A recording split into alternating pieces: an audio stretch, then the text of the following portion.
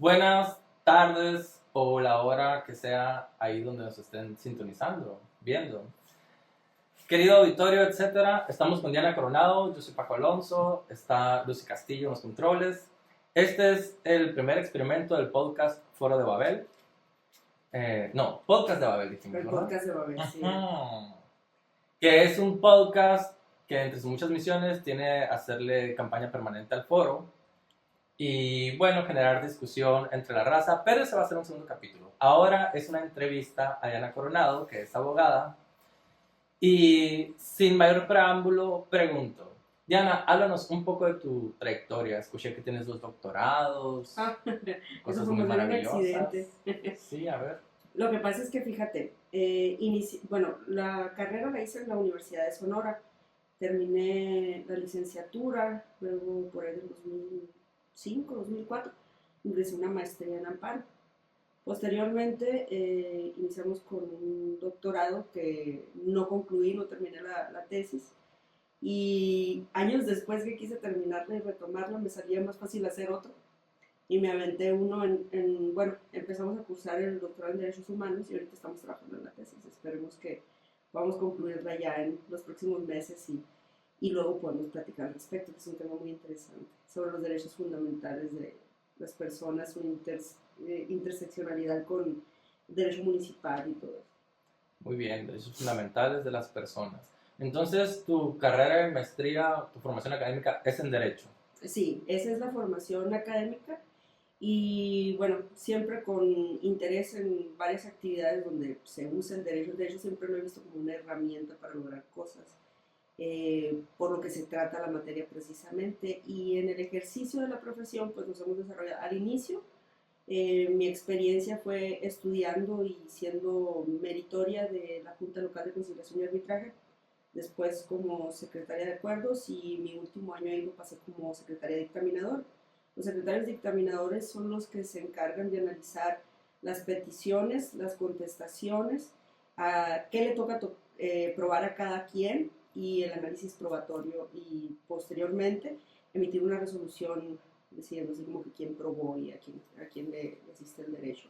Posteriormente me dije, bueno, el que aprendió, aprendió. Me salí a litigar en 2004 y desde entonces tengo el despacho. Muy bien, de 2004 tu propio despacho. Uh-huh. Primera pregunta en el plano astral. Diana, ¿por qué existe el derecho? Uy, qué buena pregunta. Es muy filosófica más que... cuando hablamos del derecho, hablamos casi siempre desde dos perspectivas, desde la perspectiva material y la perspectiva formal. Formal es, como su nombre lo indica, son todas aquellas convencionalidades que se dan, tú sabes muy bien del tema acerca de cómo se fueron constituyendo las comunidades, cómo se fueron organizando con respecto a delimitar los derechos de las personas con respecto a la propiedad privada entre ellos. Se dice que los derechos han venido evolucionando en generaciones. Entonces, es un tema súper interesante porque podemos irnos hasta atrás a cualquier parte de la historia.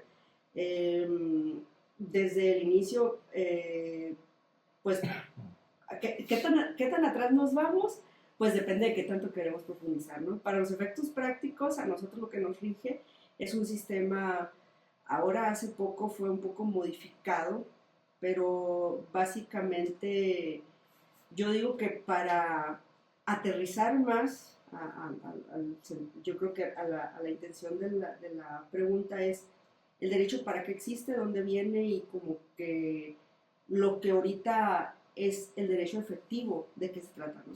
No, más bien por ahí, pero iría en el sentido de, yo supondría que el derecho responde a una necesidad humana, ya que es una creación humana.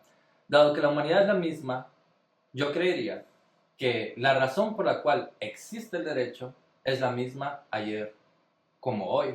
Uh-huh. Simplemente el derecho varía en su forma, porque no podemos decir que no ha variado. Es un producto histórico. Sin embargo, no sé si tú estarías de acuerdo en ese primer punto de vista, que la necesidad que da pie a la creación del derecho es la misma hoy como ayer. Sí, el humano y sus relaciones interpersonales, ¿no? Con la gente, la familia, cómo se desarrolla, todo lo que conlleva el ser humano y la convivencia. Por eso decía que es importante delimitar así como que, a qué porque si por ejemplo analizamos en el derecho tribal, que también existe, con pueblos originarios o pueblos que no están occidentalizados o romanizados, pues, que es cuando hablamos del derecho romano, el derecho sajón, derecho positivo occidental, pues, porque hay otras fuentes del derecho, otros orígenes y otras formas de organizarse con respecto al derecho, a lo justo, a la propiedad, al desarrollo, que no siempre es relativo a la propiedad privada, porque cuando hablamos del derecho de lo común nos metemos a cosas bien interesantes, tales como pues el desarrollo de la comunidad de una forma muy orgánica, cuando lo platicábamos la otra vez, qué tan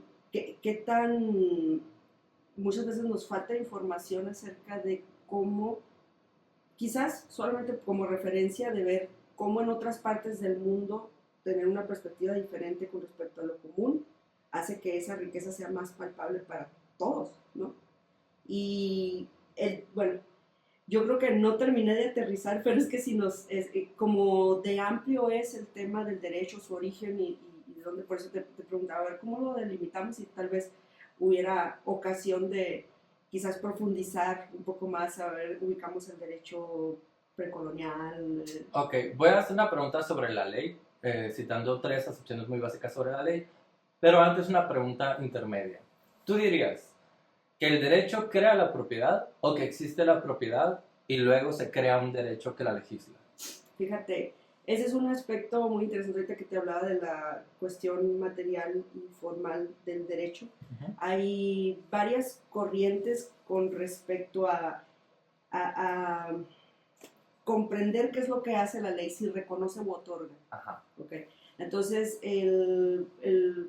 la corriente preponderante, te podría decir ahora actual, como es, sería que la ley reconoce derechos, no es que la ley otorgue. Hay un principio muy interesante de la ley que se llama el principio de legalidad. No, el principio de legalidad consiste en que la autoridad puede hacer todo lo que la ley le indique, únicamente lo que la ley le indique. Nada que no se encuentre preestablecido y avalado por el sistema democrático, por así decirlo. Nada que se salga de eso puede hacer una autoridad. ¿Y la jurisprudencia? El principio es parte de la ley. La jurisprudencia es una fuente de derecho, una fuente de ley. También es un tema bien interesante la jurisprudencia de por sí, porque su forma de constituirse también cambia con el tiempo, pues. Entonces, atendiendo a la pregunta, actualmente siento que la corriente imperante es que el derecho reconoce, la ley reconoce el derecho, más que otorgar. Y el principio de legalidad también indica que el ciudadano puede hacer todo lo que en la ley no esté prohibido, por la libertad de hacer todo lo que, pues no, que la ley no indique una prohibición expresa. Ok, entonces, si estamos entendiendo bien, la autoridad como tal solamente se puede circunscribir a lo que la ley establece. Y el ciudadano tiene la libertad de hacer todo lo que la ley no establece. Exacto, siempre. Es un poco de... En esta acepción, que me imagino que es una acepción de la corriente liberal, el ciudadano es la fuente del derecho. Ser humano. Sí. Muy bien. Ahora sí voy a centrarle en la ley. Yo conozco 3 acepciones de lo que es la ley. Debe haber muchísimo más. Ahorita en lo que ponía el café se me dieron 3 a la memoria, ¿no? La primera de los legalistas chinos de 60 años después de Confucio, por el siglo II a.C., una cosa así, que decían, siglo III a.C., que la ley es ante todo una expresión del deseo de cómo quiere la gente vivir. Una expresión de cómo desea la gente vivir. Eso planteaba este maestro legalista que era competencia de los confucianos, cuyo nombre ahorita no recuerdo. La segunda, que es la que nos enseñan en civismo a todos en la secundaria, que la ley es la regulación de las relaciones interpersonales. Y lo jurídico es ese orden. Y la tercera, que es muy rojilla, que dice que la ley es la expresión del orden con que la burguesía organiza la sociedad. ¿Tú tienes alguna preferencia entre las tres o cómo describirías tú tu concepto de ley más allá de lo que predomina en tu observación y en tu práctica? ¿Cómo crees que realmente funciona aquí y ahora? Aquí ahora es enteramente formalista y positivista. Lo que dice la ley, lo que se encuentra vigente, es lo que se considera. Y si bien nos va. Porque y si bien nos va, es que eso es importante. Sí, claro, o sea, tenemos que ser realistas, ¿no? Para abordar la cuestión de la temática jurídica, a abordar los aspectos filosóficos del desarrollo de las relaciones, nos va, para el caso específico de cada sociedad o cada circunstancia en el tiempo y el lugar, nos va a hablar de como que el espíritu de la sociedad en el momento, como que las corrientes de pensamiento en el momento que imperan en la época y que le da a la sociedad esa voz a través de esa voz de autodeterminación, de expresarlo en leyes de comportamiento o reglas de conducción o reglas convencionales entre las personas. Entonces, todas esas concepciones idealistas que van a desencadenar en una norma eventualmente van a pasar por un proceso de filtración que en nuestro caso es el Congreso, que es la fuente formal más conocida o la principal de leyes, pero no es la única. Existen otras y todo eso parece que no, pero sí van permeando los movimientos, las influencias, las corrientes, lo que va ocurriendo, se va moldeando. Si analizamos la historia de nuestro derecho en los últimos años, vemos que a partir de las reformas del 2008, que fueron como consecuencia de una serie de sentencias que se emitieron en la Corte Interamericana, que después fueron luego podemos hacer un capítulo entero acerca de cómo funciona cómo funcionan las reglas para el justiciable, para la persona sujeta de derechos del ciudadano, y cuál es la estructura para garantizarlas, que viene a ser desde la autoridad de a pie, el policía, cualquier autoridad que ostente un cargo está obligado, a partir de esas reformas precisamente, a observar de primera mano esos derechos fundamentales sin necesidad de agotar ninguna instancia.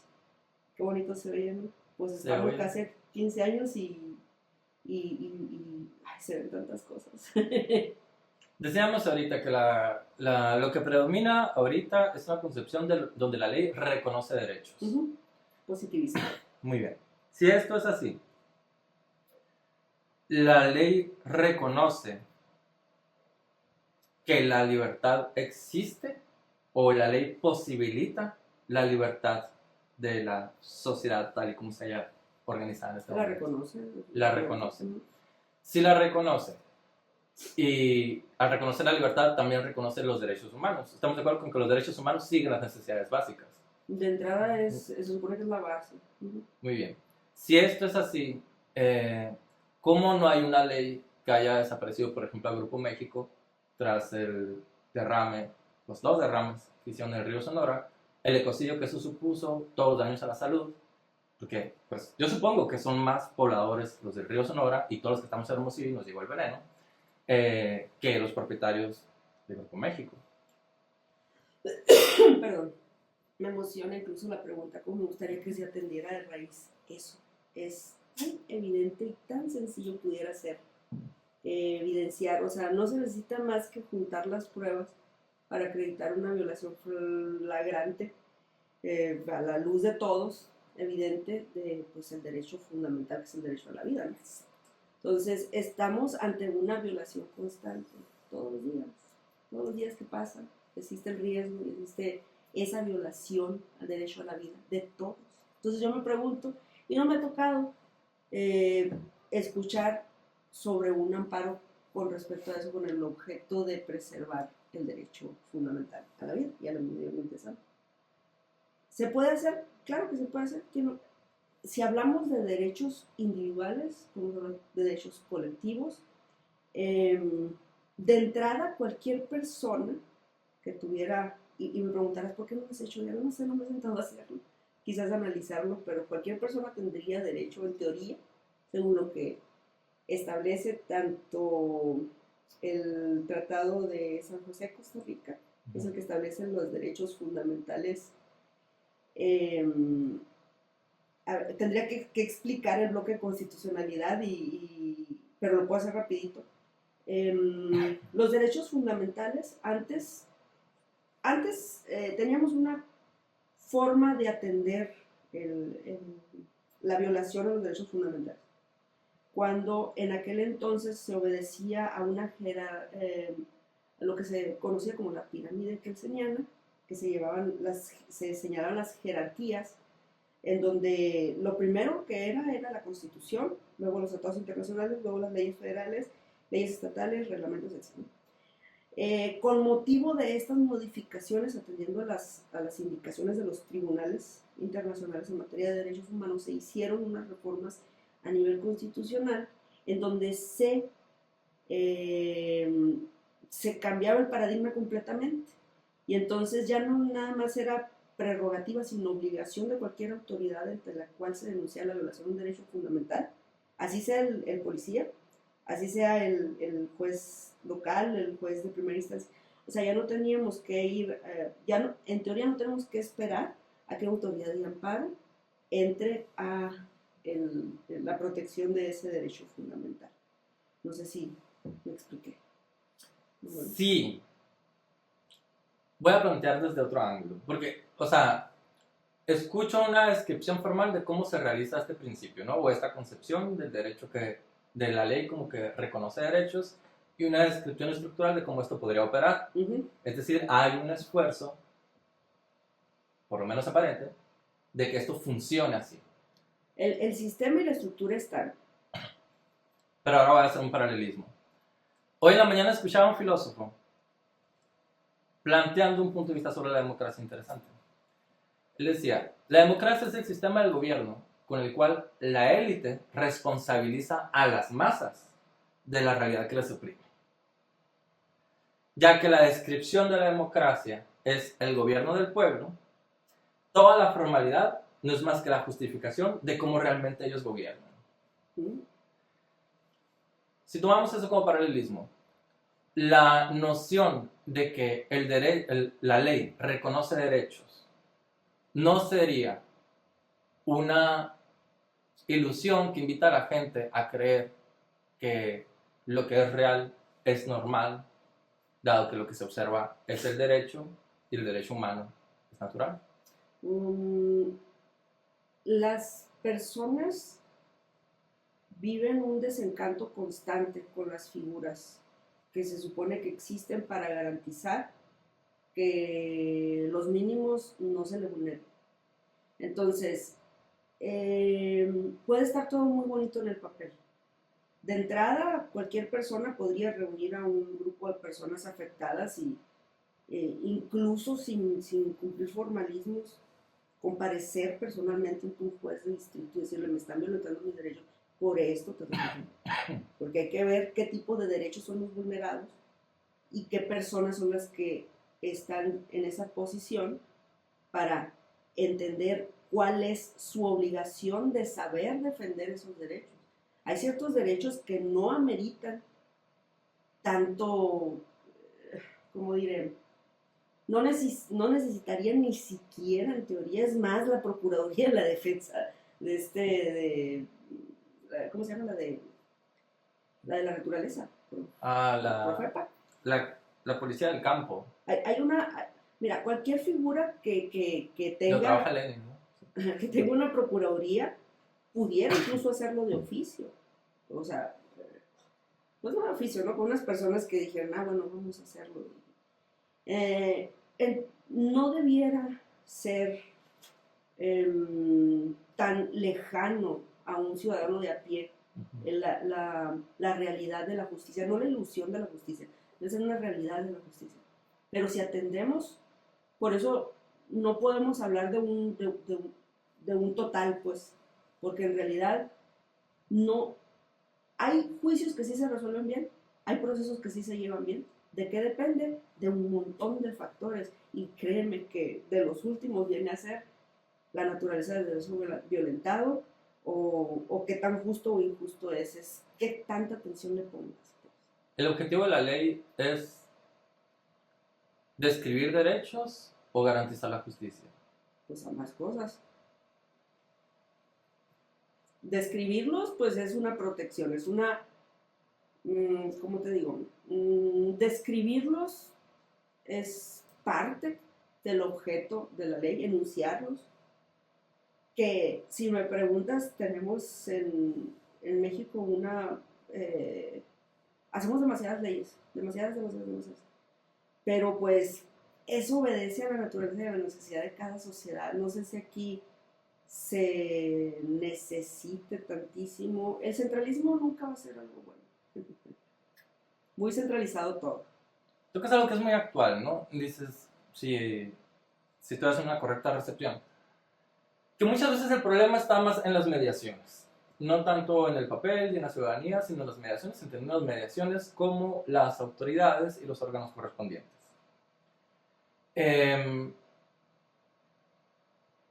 Bueno, tomando esto por cierto, ¿tú interpretarías la actual reforma judicial como un esfuerzo por hacer que se cumpla la ley o como una lucha por poder político? Por las dos, definitivamente. O sea, sí trae una tendencia, obvio, de que... Pero a ver qué tan justificado o injustificado sea. Ahí como que, formalmente si me dices, la neta, no está el Poder Judicial Federal así como en su mejor momento. Pero... No son los tiempos de Benito Juárez. No, lo que critiqué en su momento de todo este relajo que se hicieron es que me parece muy riesgoso si el sistema se basa en la autonomía de los tres poderes. La forma en la que se hizo, no digo que tenga que ser así porque se les pone y es sagrado al Poder Judicial, no, sino a mi juicio debió ser más orgánico en el sentido de, imagínate el poder que, te digo, a lo mejor es porque es mi trabajo, pero es tan importante conserve la ecuanimidad con la que sea. A lo mejor sueno muy conservadora, me preocupa, porque no ese es el sentido. Pero es una cosa muy delicada que al menos ha servido para que se traiga a la conversación. La gente está interesada. Bueno, vas a ver, ok, este va a ser juez. Se va enterando más de los rostros, pero hay un problema con la cuestión de la publicidad de la jurisprudencia, y eso lo explica muy de la jurisprudencia jurisprudencia decía el derecho de emitir resoluciones. Cuando se pone a un juez como en un concurso de popularidad, a mí me preocupa. No sé qué tan bueno pueda ser, la verdad. ¿Te preocupa por la capacidad que pueda tener el sujeto elegido a ocupar determinado cargo? No, más bien porque, bueno, me preocupa porque no sé lo que va a pasar. No estoy como ya pensando que va a pasar lo peor, sino me preocupa un poco que la gente no esté más familiarizada con el tipo de trabajo que se lleva a cabo en este sistema, qué es lo que hace. Pero bueno, se tiene que enterar. Lo entiendo, pero no sé cómo resumirte mi sentir al respecto, pero lo intento. Bueno, a mí me preocupa otra cosa, que si te la planteo, a lo mejor puede servir, como es así muy, muy vaga y muy inmensa mi preocupación, a lo mejor puede servir para que en la interlocución saques tú también tus preocupaciones. Sí, porque ni siquiera como tengo tantísimo trabajo ya preocupada por el sistema como está, que sinceramente es tremendo. Mira, llevas un procedimiento, vamos a hablar de un ejemplo práctico.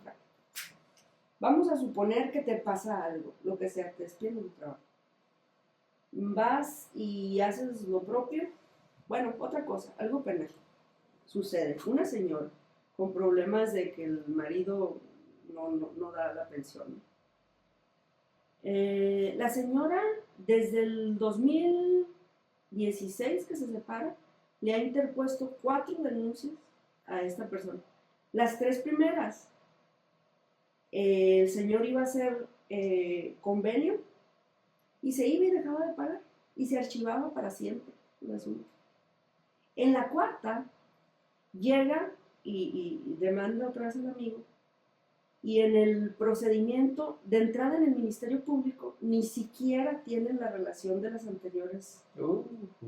O sea, nada más viene y le toma en cuenta, ay, es que tú dijiste del 2019 al 2023. Y si el señor te incumplió antes, tienes que presentar otra. Pero ya las presenté. Pero no dijiste. ¿Qué te voy a decir si yo, o sea, si vengo a la misma lugar, tú me atendiste igual? Entonces, de eso, Paco, te puedes encontrar miles de casos de gente completamente desenamorada del sistema, que dicen, a ver, voy y denuncio para qué. Si aparte voy y reclamo que no me atienden y me pegan unas maltratadas, voy con el juez, le alego el interés superior del menor y me hace valer una prescripción que ni siquiera hizo valer el acusado. Ajá. O sea, defienden más al acusado que él mismo. Oh my God, te están diciendo, la señora te denunció 4 veces, hay violaciones en el procedimiento, tienes que. Bueno, no te voy a dar detalles así. Es una cuestión de responsabilidad de los funcionarios. Es una cosa cabrona, ¿por qué? Porque pueden. Porque de ese porcentaje de señoras que no tienen ni para el camión para denunciar, ¿quién va a poner una denuncia en contra del juez? ¿Quién lo va a acusar? ¿A quién le interesa esa desgracia familiar? Y son miles, o sea, te asomas y ves eso y dices, Dios mío, ¿qué está pasando? ¿De qué estamos hablando? ¿Cuál es la justificación de que exista esto? La Fiscalía de la Mujer no responde a ese fenómeno. Pues responderá a unos, pero hay que ser realistas. El número de personas que están no obedece a la necesidad. La logística no obedece a la necesidad. Llevan mira, si se te olvida el asunto. O sea, imagínate la persona que va y recurre a pedir justicia y se enfrenta con todo eso. Aparte de que te chingaron, te andan tratando aquí como estúpido durante años. 6, 7, 8, 10 años. La justicia aquí se tarda lo que le da la gana a otro persona. O sea, y es muy, sinceramente, es sumamente frustrante ver eso en el día a día. Uno se dedica a eso, ok, le echa chingazos. Bueno, otro, paz, ahí vamos, y aquí vamos a estar. Órale, otra vez.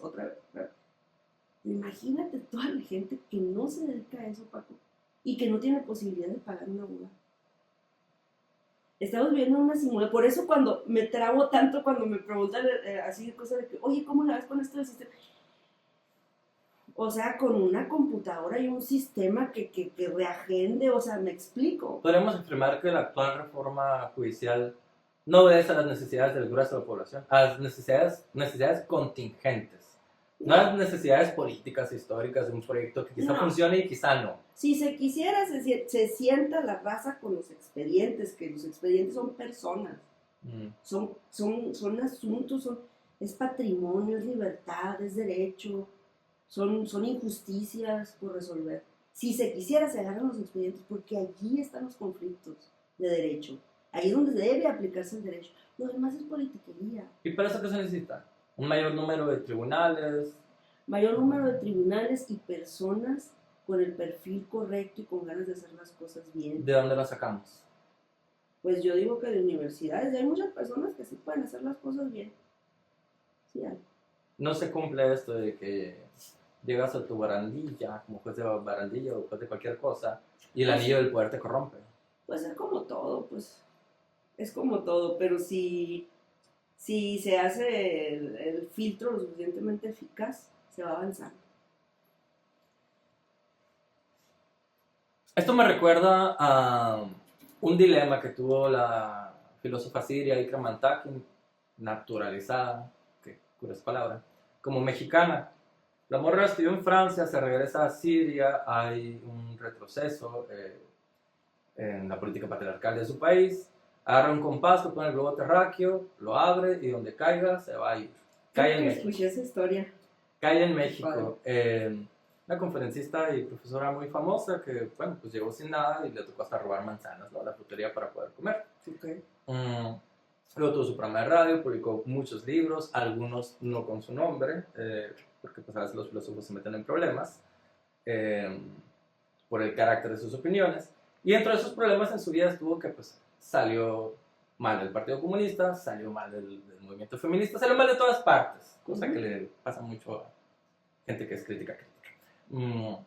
Bueno, la mujer decía que ella abandonó la cuestión de la militancia porque su conclusión es que lo que se necesita no es una reforma económica política o una transformación radical, sino que lo que se necesita es una reforma ideológica.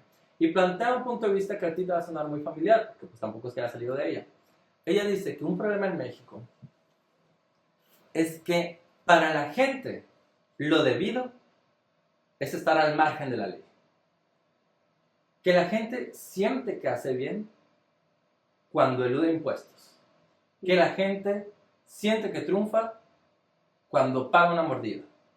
Que la gente se siente chingona en la medida que no cumple la ley, ya que identifica la ley con la política y la política con la corrupción. Esto podría tener una explicación histórica. Vivimos en un orden pues, que no elegimos. Esta cuestión de que no hay confianza. La ley reconoce los derechos, pues sí, pero ¿quién te dio esos derechos? ¿No? En un país colonizado, pues esos derechos te los recorona.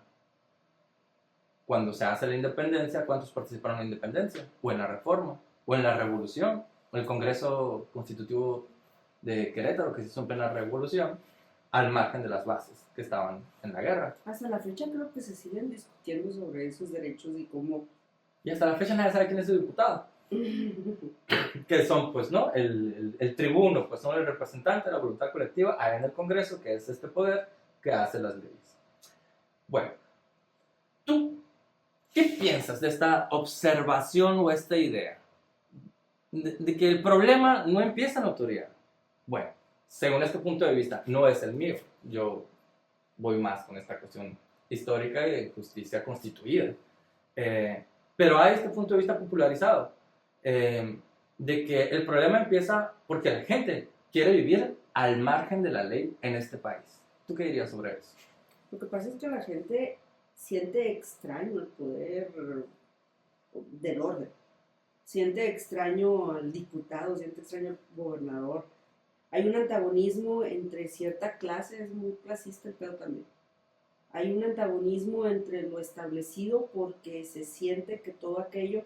Y pago impuestos, ¿para qué voy a pagar impuestos? Porque se los roban. No hay una confianza, pues.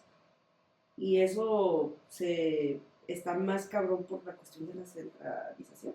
O sea, sabemos de entrada la intención de cumplir con los impuestos. Pues el impuesto se va a la federación y se vuelve bien rasurado. Lo rasuran en la federación, lo rasuran en el estado y al municipio no llega nada. Nunca hay nada en el municipio. Y el municipio es donde se genera el impuesto. Y es donde se supone que se debe gastar. Vemos en países donde tienen una estructura municipalista, como en Escandinavia y en partes de Australia, tengo entendido. Pero en Escandinavia es donde me consta que la organización en cuanto a los aspectos de salud, educación, economía, etc., pues corresponde al municipio y es el que administra los recursos al respecto, que es lo más lógico, ¿no? Bueno, entonces si tuviéramos la participación más activa de el ciudadano con lo que es lo común, su derecho, si sintiera más suyo el sistema, cómo funciona, pues hubiera más confianza. De hecho, es la moneda de cambio. No hay confianza y pues ni modo que culpemos a la gente por eso. Pues sí, es como culpar a las moscas, ¿no? Trajimos, o sea, perdón por equiparar, ¿no? Pero pues trajimos galletas, nadie se las está comiendo, las moscas son sus únicas que se las están comiendo, pues es la oferta que se les da. Yo creo que cuando dejemos de proyectar la autoridad en un ente ajeno, que no sea completamente ajeno, vamos a empoderarnos más de las herramientas que existen para eso, para que sea no sé, muy rojillo, para que sea el pueblo el que se autodetermine, porque ¿quién más? Entonces, Pero al pueblo le gusta tener figuras de autoridad. pues es una cuestión de que a cierta parte del pueblo al que le conviene, por lo general, ¿no? Pero hay otra parte de la gente que quiere saber cómo es que funciona lo que le dice por dónde caminar o cómo conducirse o si soy productivo, que donde vivo se me garantice que voy a hacer, si hago bien las cosas, espera esa recompensa. ¿Pero quién se la da? ¿Quién se la garantiza? Por lo general lo que te lo garantiza es un acuerdo extralegal o que vaya a ser tráfico de influencias u otra cosa. ¿Sí? No tanto por la vía legal. Aquí la gente cuando tiene un problema, lo primero que trata de averiguar es a quién conoce involucrado. ¿No? Y no podemos culpar que la gente quiera hacer eso, porque realmente si no tienes a alguien que conozca la metodología, hermano, pues pasa lo que le pasa a esta señora, ¿no? El que te conté de 4 denuncias y a lo último el juez no sabía ni de qué se trataba. Es que, como estamos viendo, el problema no solamente es grande, sino que está difícil agarrarlo. Me refiero al problema de la justicia, inclusive en el marco del derecho instituido. Uno, pues, bueno, la extrañeza, ¿no?, que tiene el pueblo con la autoridad o la ley misma. La corrupción que tienen los poderes reales, o desinterés o irresponsabilidad. Los intereses políticos que hay en las reformas en pugna y en cualquier reforma constitucional en realidad, no nada más en la que está viendo al Poder Judicial. ¿Tú por dónde ves las posibilidades de un cambio en el horizonte de una mayor justicia para la gente realmente existente? Información. En la información. Mucha información y hacer redes de trabajo y o sea, redes de apoyo también entre la comunidad que se encuentra más fácilmente vulnerada. Entonces, hay ciertas cosas que si bien es cierto, a lo mejor no se puede resolver todo al mismo tiempo, quizás identificando los puntos rojos que puedan ser, por ejemplo, el derecho a lo común, que sepamos más de qué va la municipalidad y qué podemos hacer con las figuras ya existentes, cómo puede organizarse la gente y hacer valer esos derechos sin necesidad de meterse en campañas políticas. Pues. O sea, en teoría también cualquier ciudadano en el ejercicio de el derecho más bonito, que es el derecho de petición, sagrado en el artículo 8 constitucional, que dice que toda persona tiene derecho a hacer una petición respetuosa a una autoridad y esta autoridad tiene la obligación de responder. Pero vamos más allá, la obligación de la autoridad al responderte no es nada más contestarte cualquier cosa. En teoría y según los criterios jurisprudenciales aplicables a ese tipo de cosas, esa respuesta tiene que ser conforme a derecho. Entonces imagínate que tú con los pelos de la burra en la mano acredites que aquí están violentando, a ver, cualquier cosa. Oye, me estás echando basura aquí, me estás contaminando acá. ¿Ok? Ah, bueno, pides el informe, te lo por decir algo, ¿no? Entonces, si de ese informe se desprende otro derecho fundamental violentado, al tratarse del derecho de petición y una serie de lineamientos ahí a considerar dependiendo de qué esté reclamando, la autoridad o el juez de distrito tiene la obligación de analizar la naturaleza legal del acto que se desprenda de eso. Entonces, tenemos a la mano bastantes herramientas y a lo mejor si tuviéramos más información acerca de entrada que existen y ya después cómo usarlas. Lucy, ¿alguna pregunta que quieras plantear? Aquí está Diana, podemos aprovechar. Sí. Ay, bueno, a mí me quedó una duda. Ahorita mencionaron lo del derecho a la vida. Y, por ejemplo, yo he escuchado... Para que salgan en registro. Ay. Yo he escuchado, por ejemplo, cuando se habla sobre el aborto, que mucha gente utiliza este derecho a la vida para darle este derecho a los embriones, pero también he escuchado decir a muchos abogados que el derecho a la vida no es absoluto. No sé qué tanto, o sea, no El me queda derecho a la muy vida no es... Aquí, cuando se habla de un tema como el aborto, Ujú. Al involucrar temas científicos, se puede ingresar por ahí por el tema y entrar y a ver desde cuándo se define la vida y la concepción Ajá, y cuestiones filosóficas, etcétera. Pero el objeto del derecho aquí de la protección es la mujer. ajá. Es la mujer ya una persona con derechos reconocidos y cuando ocurren esos piques entre esas cosas, ya son más de carácter ideológico que de derecho. El derecho está, yo digo, ¿no? A lo mejor por cómo pienso, la cuestión de los derechos a tutelar aquí en este caso, pues ya sería el derecho de la mujer, y lo otro pues ya es una cosa más de ideologías, ¿no? Pero absoluto, por lo que dicen, se refiere a cuando se define cuándo es una persona, ¿no? Cuándo es un humano. ¿No? Yo sí, creo que algo así era, sí, porque se plantea mucho esto de eh, que mucha gente cree que la concepción es cuando El embrión y el óvulo, ¿no? ajá, se juntan y ya, desde ahí empieza la vida, pero pues mucha gente también contrapone que no, que es cuando ya sale, cuando ya no necesita vivir este feto, este embrión de otra Cuando es persona. independiente, ¿no? Algo así. Ajá, Sí, cuando es completamente independiente y ya es viable para la vida. Entonces, mucha gente dice, bueno, me ha tocado saber de muchos abogados que dicen que ese derecho a la vida que le pueden dar al feto no es absoluto porque al fin y al cabo la mujer tiene pues este derecho a la reproducción, a la, ¿cómo se llama? sí, la libertad. Sí, pues a la libertad, ajá, al derecho a la salud también, entonces, pues tiene muchísimos más derechos que los que podría tener este derecho a la vida, el embrión, el feto.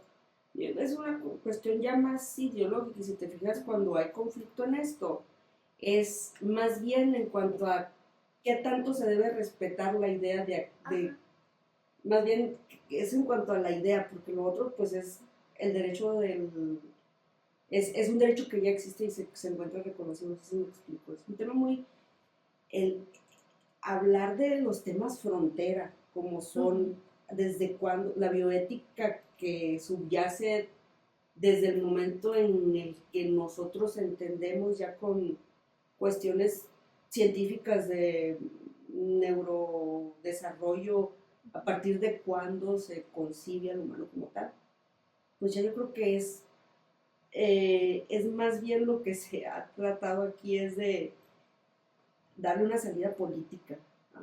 Bueno, tú puedes pensar así, tú puedes pensar así, pero al final de cuentas, pues el derecho que debe ser tutelado pues es el de la persona viable, ¿no? O sea, lo que dices es que el debate... Yo recuerdo que en 2009 aproximadamente, la Suprema Corte de Justicia organizó los debates de bioética, así como ahorita tienen los foros de la reforma judicial, pero ahí sí estaban centralizados, ¿no? Fueron en el Distrito Federal, duraron 2 meses, me parece. Había una convocatoria, entonces llegaban expertos, cada semana se hacía una mesa, ya expertos del país y extranjeros incluso. Sí, me acuerdo que andaba como que una campaña de muchos argentinos incluso, que andaban haciendo como que una rueda de prensa, una gira Eso de prensa. fue después, eso fue como en 2015, ¿no? 2015, 2016, sí se vinieron muchas veces ligadas a gente que está en la Opus Dei, cosas así, ¿no? Pero más atrás, cuando estaba la iniciativa de ley en el Distrito Federal, estoy hablando por allá de 2009, se hizo esta especie de foro de expertos, ¿no? Y sí, precisamente uno de las ideas centrales que se debatían es a quién le reconocemos el carácter de persona. Y se decía, por curioso ¿no? Sí, fuera que... mujer está reconocido, pero así como se reconoció, simplemente no nos habíamos planteado la pregunta del embrión. Entonces, Ok. ese era el carácter de todas las mesas. Tú dices, es ideológico y tuvo una salida política. Sí, seguramente tuvo una salida política, ¿no? En el DF y en todas partes, en realidad. Sí, pues En lo que yo diferiría es, bueno, es que no sé si difiero. Cuando dices que es un debate ideológico, pues eso sería igualmente ideológico la asignación del reconocimiento del derecho a cualquier persona, ¿no? Es decir, no está excluido la investigación y el razonamiento científico. en la gran mayoría de los argumentos se iban por cuestiones que no tenían que ver con lo científico. Ajá, yo también creo que eso fue lo que sucedió. Ujú. Em,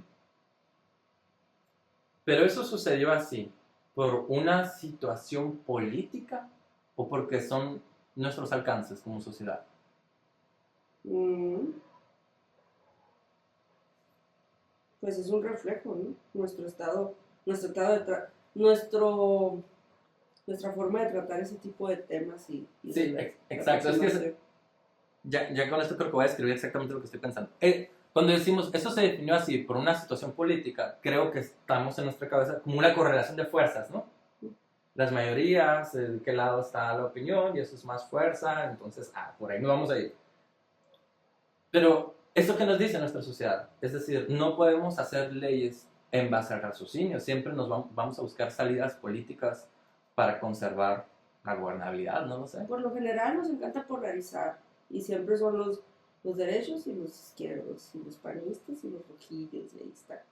Entonces esa medida de fuerza, jalón y estirón de cosas que es lo que se van en retroceso, no andan allá. O sea, nunca hay que dar por sentado los derechos, ya se reconocieron. No, pues le dan para atrás también, o sea, y ahí está, jalón y estirón, y así vamos a estar hasta que